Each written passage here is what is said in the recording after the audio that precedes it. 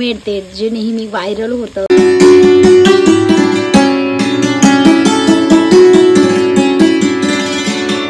Hi hello नमस्कार, मी काजल आणि हा आहे आपला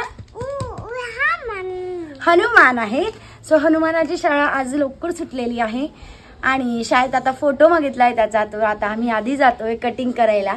शंभू राजांचे केस वाढलेले आहेत, कटिंग करून येतो आणि मग आपण भेटूयात. चालेल. काय झालं? केस वाढून गेले ना हे पान असे. चला पटकन कटिंग करायला.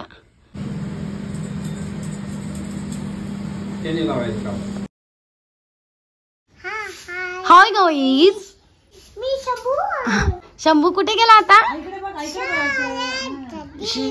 शाळेत जाऊन आला, कटिंग करून आला. आता नाव पण झाली. अरे नीट उभा राहा ना. हा नाव झाली, तयारी झाली. पावडर लावला का तू? हा भाग पडला पा आता शंभूला जे असे दिसत आहे. असं का? तशी तशी अशी तशी आजी तशी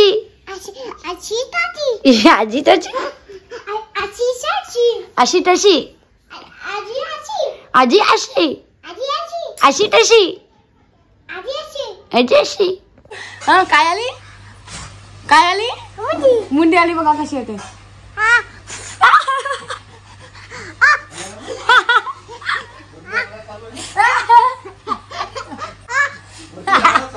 शंभूराजी आता गेलेले आहेत आजी आजोबांबरोबर बाहेर आणि आता मला करायची आहे फुलगोबीची भाजी. सो कालच भाजी बाजार आणला तेव्हा बघा मी असे ना फुलगोबी चिरून ठेवली आहे. जेवढी आणली तेवढी की वेळेवर धुतली की पटकन भाजी करता येते.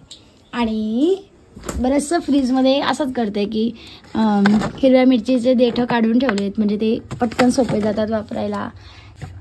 तुरीच्या शेंगा आणल्या होत्या ते पण सोलून ठेवलंय. कालच भाजी बाजार आणलाय त्यामुळे आज फ्रीज खचाखच भरलंय. मग आणखीन प्रश्न पडतो आता काय करायचं. आणि जेव्हा भाज्या नसतात तेव्हाही तोच प्रश्न असतो आता काय करायचं. तो मी आज माझ्या नवऱ्याला असं म्हटलं की आज ना आपण मस्त मिक्स भाजी करूया. त्यावर उत्तर आहे का काय असेल? अब्बा मिक्स भाजी करू का? नको एकच कर. तू काय करते हप्त्याभराच्या भाज्या एकत्र करून टाकते आणि रविवार आले की म्हणते भाजी संपली आता मग कधी टाळ का? असं चालणार नाही. हे करायची कोणासाठी आहे भाजी? 2 जण आहे, मी आणि तो. हप्त्याभराच्या भाज्या लागणार आहे का? त्याचं लॉजिकच मला कळलं नाही की हप्त्याभराच्या सगळ्या भाज्या संपवून टाकशील म्हणे. कालपासून माझं चाललंय की आपण फुलगोबी, बटाटे, शिमला मिरची, अजून ज्या काही घरात आणल्यात भाज्या त्या सगळ्या एकत्र करू आणि मस्त चटकदार भाजी करू. काय वाटते तुम्हाला सांगा बरं मला कमेंट करून.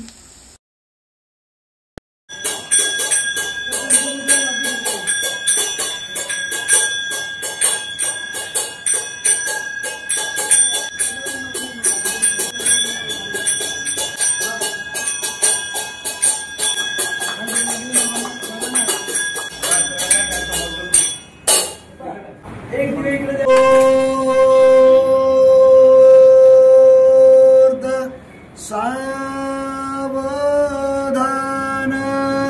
विघ्नेश्वराय वरदाय दुर्प्रियाय लंबोदराय सकलाय जगद्दिताय नागाननाय श्रुतियज्ञ विभूषिताय गौरी सुताय गणनाथ नमो नमस्ते. सुबोध सावधान प्रारंभी विनती करू गणपती. गंगा सिंधु सरस्वती च यमुना द्रवती महासुरनयी देवै सदा वंदिता. दामोदर विवाह संस्कार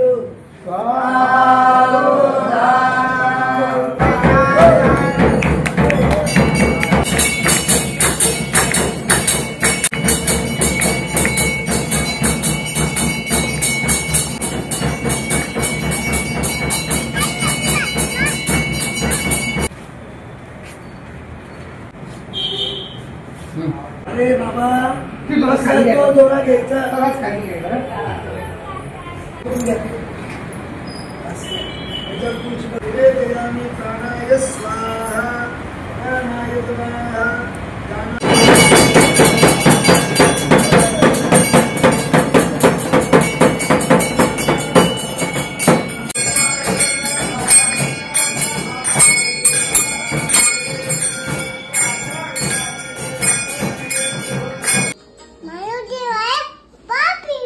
शंभू तू कुठे चालला? शाळेत नाही रे, फोटो काढायला. फोटो काढायला आज शंभूला शाळेचा ड्रेस घालून फोटो काढायला सांगितलंय. त्यामुळे शंभू राजे तू तयार आहे का? हा, आम्ही कटिंग करून आणली होती ना सकाळी, त्यामुळे असो का? बर. आणि कोणासोबत चाललाय तू? कसं जाणार आहे आणि कशावर जाणार आहे? मोटरसायकलवर. बर. हो का?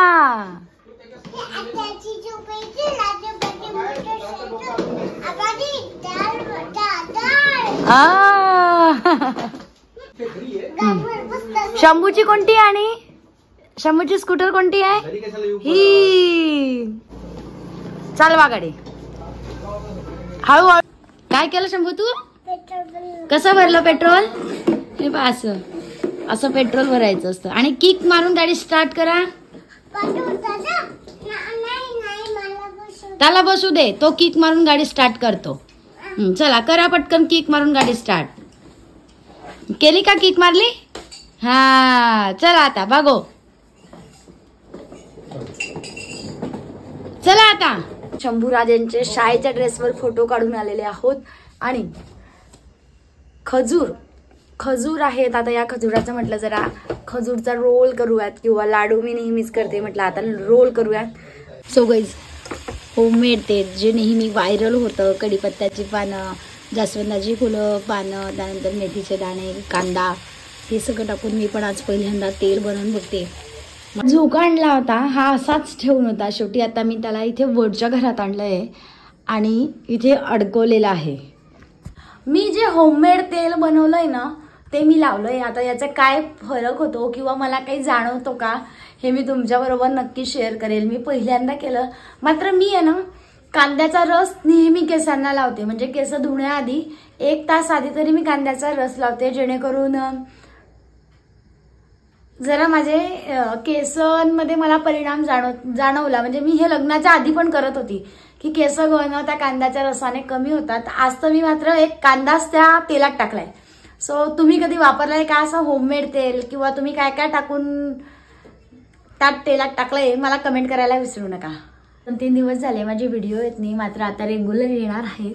भेटूया आपण पुढच्या ब्लॉगमध्ये. Bye bye.